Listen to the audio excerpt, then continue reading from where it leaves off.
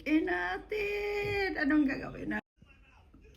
Hindi tayo nakapag-church today kasi I'm not feeling well. Medyo masakit yung ulo ko, katawan ko. Kaya late na din kaming nagising. Mga around 12 na kaming bumangon sa bed.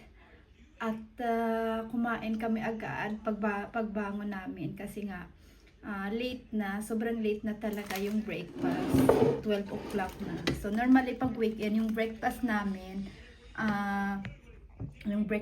pag weekend around 10, ganon, 9 to 10. But ngayon since sobrang masakit yung ulo ko, talagang sobrang sakit. Kaya nag-text na lang ako kay ate, yung lagi kung saan ako nakisakay every Sunday papunta sa church kasi walang bus.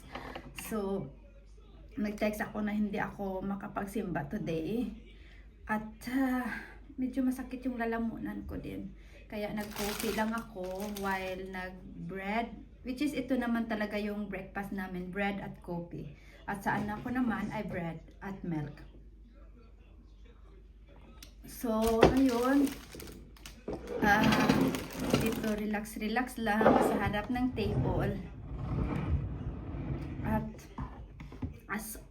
as usual, may macaroni na naman tayo. Nagmacaroni na naman ako kahapon. Macaroni salad, tingnan nyo. Yung macaroni natin ngayon, nagawa ko kahapon, ay may buko na siya. Pero, of course, hindi siya ganun kasarap kasi nakalimutan ko yung Nestle cream. Dapat may Nestle cream. Yung parang ano lang nalagay dito, condensed at saka mayonnaise. Of course, yung mga ilalagay dapat ganyan. Pero nakalimutan ko yung all full force na yung Nestle. So ayaw kong lumabas. So inumin lang natin itong coffee para lagyan natin ng salad. Diyan na lang yan. So, yan. Yung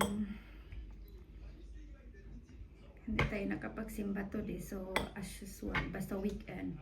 Pag dito lang sa bahay, walang ibang ginagawa kundi kain ng kain. Yan.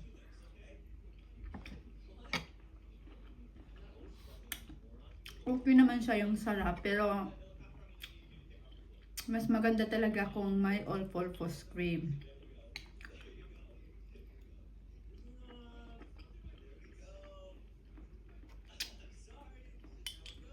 Yan. Kung naalala nyo, 2 weeks ago, gumawa din ako ng macaroni salad na parang mayonnaise lang, walang kahit walang coconata, coconata ba yun? Nata de coco. Walang nata de coco, walang condense, walang kahit kung hindi mayonnaise lang talaga, kung naalala nyo 2 weeks ago. At alam nyo, hindi ko nakain, natapon ko.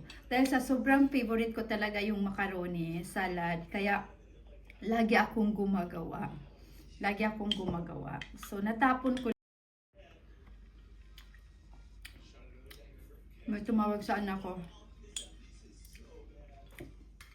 Nag-connect kasi dito sa sa cellphone ko.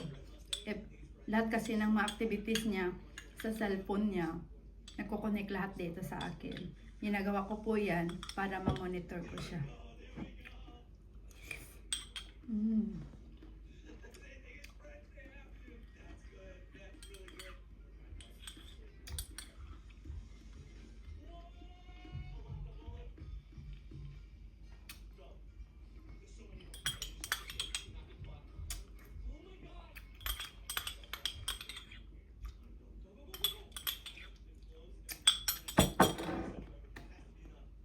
Mamma, kan du fixa brukaren snart?